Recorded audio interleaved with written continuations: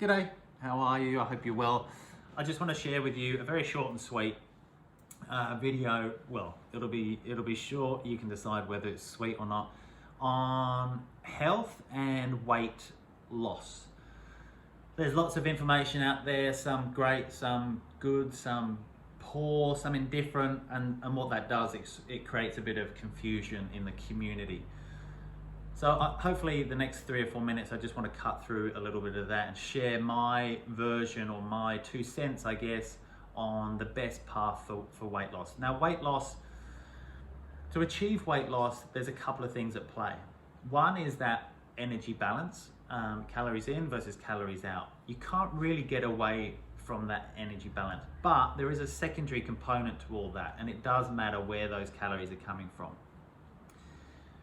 So in order to achieve weight loss, we need to get to a level playing field. And what I mean by that is by manipulating your macronutrients, so your fat, your proteins, your carbohydrates, we can create a state where we're auto-regulated. So we're auto-regulated in our appetite hormones and our neurotransmitters.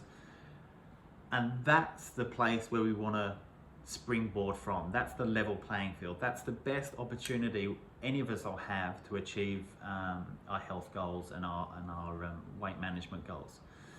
So the macronutrients that has the macronutrient, I should say, that has the largest impact or influence or is the biggest driver for fat accumulation, and that's carbohydrate.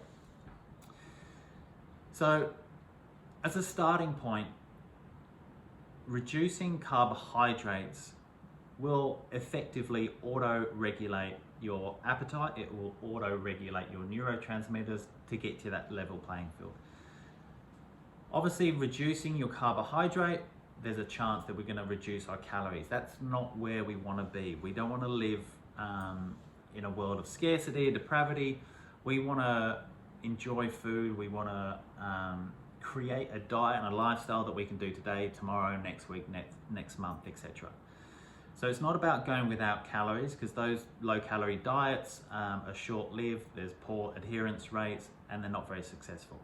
So we want to have ample calories to meet our nutritional needs and energetic needs, but it depends where those calories are coming from. Are they coming from carbohydrates? Are they coming from protein? Or are they coming from fat?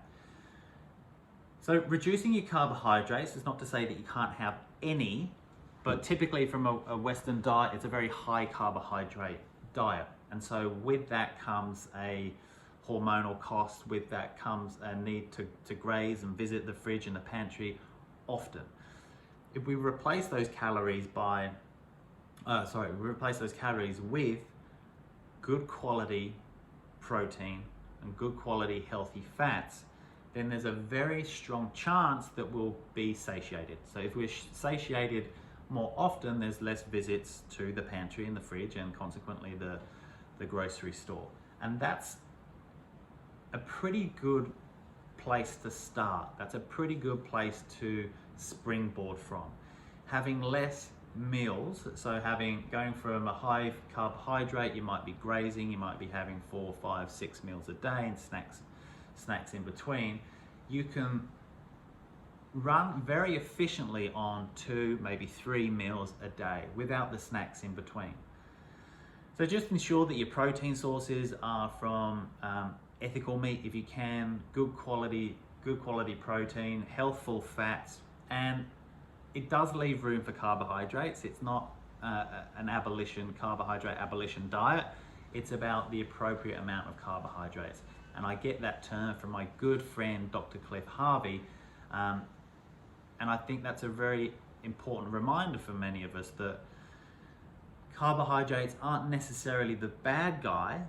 It's about the type of carbohydrate, it's the volume of carbohydrate, and is the carbohydrate appropriate for your energetic needs.